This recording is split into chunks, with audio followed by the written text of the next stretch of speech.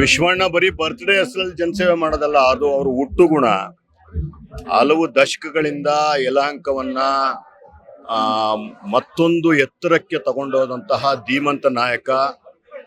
ಏನು ಅವರ ಮುಂದಾಲೋಚನೆ, ಅವರ ವಿಷನರಿ ಲೀಡರ್ಶಿಪ್ ಇವತ್ತು ಜನಗಳ ಏನು ಇದೆ, ಜನಸಾಗರ ಏನು ಕಾಣಿಸ್ತಾ ಇದೆ, ಅಭಿಮಾನದ ಅಲೆಯಲ್ಲಿ ಅವ್ರು ಏನು ತೇಲ್ತಾ ಇದ್ದಾರೆ, ಇದನ್ನೆಲ್ಲ ನೋಡಿದಾಗ ನಮ್ಗೆ ಗೊತ್ತಾಗುತ್ತೆ ವಿಶ್ವಣ್ಣ ಯಾವ ರೀತಿಯ ನೈಜ ನಾಯಕ ಅನ್ನೋದು. ನಿಜಕ್ಕೂ ಈ ಪ್ರಕೃತಿ ಒಂದು ಸೃಷ್ಟಿಸಿರುವಂತಹ ಅದ್ಭುತ ನಾಯಕ ನಮ್ಮ ವಿಶ್ವನಾಥ್ ಅಣ್ಣವರು. ಅವರಿವತ್ತು ಹುಟ್ಟಿದಬ್ಬವನ್ನ ತುಂಬಾ ಅರ್ಥಪೂರ್ಣವಾಗಿ ಆಚರಿಸ್ಕೊಂತಾ ಇದ್ದಾರೆ. ಆಕ್ಚುಲಿ ಅವ್ರು ಆಚರಿಸ್ಕೊಂತಾ ಇಲ್ಲ, ಜನಗಳು ಆಚರಿಸ್ತಾ ಇದ್ದಾರೆ. ಅವ್ರದೇ ಮನೆ ಹಬ್ಬ ಅನ್ನೋ ತರ ನೋಡ್ತಿದ್ದಾರೆ. ಊರ ಜಾತ್ರೆ ಇದ್ದಂಗಿದೆ. ಎಲ್ಲಿ ನೋಡಿದ್ರು ಜನ ಜನ ಜನ ಜನಸಾಗರ.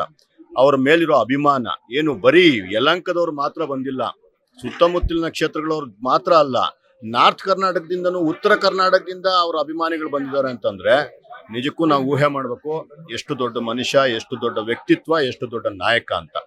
ಈ ರೀತಿಯ ನಾಯಕರ ಕೈಯಲ್ಲಿ ನನ್ನ ಕರ್ನಾಟಕದ ಭವಿಷ್ಯ ಭದ್ರವಾಗಿದೆ. ಮುಂದಿನ ದಿನಗಳಲ್ಲಿ ವಿಶ್ವಣ್ಣಂಗೆ ತುಂಬಾ ದೊಡ್ಡ ಸ್ಥಾನ ಸಿಗಲಿ. ನಮ್ಮದು ಬಿಜೆಪಿ ಸರ್ಕಾರ, NDA ಸರ್ಕಾರ ಅಧಿಕಾರಕ್ಕೆ ಬರಲಿ. ಅದರಲ್ಲಿ ಉನ್ನತವಾದ ಮಂತ್ರಿ ಪದವಿ ನನ್ನ ಅಣ್ಣ ವಿಶ್ವಣ್ಣಂಗೆ ಸಿಗಲಿ.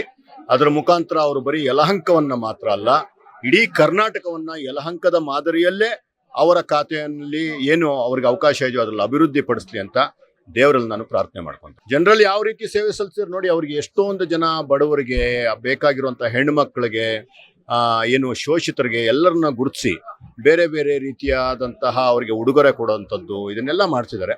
ಅದನ್ನೆಲ್ಲ ಒಂದೆರಡು ಮಾತಲ್ಲಿ ಹೇಳೋದಕ್ಕೆ, ವರ್ಣಿಸೋದಕ್ಕೆ ಆಗೋದಿಲ್ಲ. ಬರೀ ಏನೋ ಉಡುಗೊರೆ ಕೊಟ್ರೆ ಮಾತ್ರ ಜನಗಳನ್ನ ನೋಡ್ಕೊಂಡಂಗಲ್ಲ. ಅವರ ಅಭಿವೃದ್ಧಿ ಇರ್ಬೋದು, ಅವರು ಏನು ಜನಗಳಿಗೆ ಸೈಟ್ಗಳು ಕೊಡಿಸಿರೋ ಅಂಥ, ನಿವೇಶನಗಳು ಕೊಡಿಸಿರೋ ಅಂಥದ್ದು ಇರ್ಬೋದು, ಮನೆಗಳು ಕಟ್ಸ್ಕೊಟ್ಟಿರೋ ಅಂಥದ್ದು ಇರ್ಬೋದು, ರೈತರಿಗೆ ಬೋರ್ವೆಲ್ಗಳ ಏನು ವ್ಯವಸ್ಥೆ ಮಾಡಿರೋವಂಥದ್ದು ಇರ್ಬೋದು, ಮತ್ತೆ ಏನು ಬೆಂಗಳೂರನ್ನ ಹೊಂದ್ಕೊಂಡಿರುವಂಥ ಈ ಯಲಹಂಕದಲ್ಲಿ ಏನು ಅಪಾರ್ಟ್ಮೆಂಟ್ಗಳಲ್ಲಿ ಜೀವನ ಮಾಡ್ತಿದ್ದಾರೆ, ನಗರದಲ್ಲಿ ಜೀವನ ಮಾಡ್ತಿದ್ದಾರೆ, ಅವ್ರಿಗೆಲ್ಲ ಏನು ಮೂಲಭೂತ ಸೌಕರ್ಯಗಳನ್ನ ಕೊಡಬೇಕು ಅದನ್ನೆಲ್ಲ ಕೊಟ್ಟಿರೋ ಅಂಥದ್ದು. ನಿಜಕ್ಕೂ ಇವತ್ತು ಯಲಹಂಕನ ನೋಡಿದ್ರೆ ಹೆಮ್ಮೆ ಅನ್ಸುತ್ತೆ.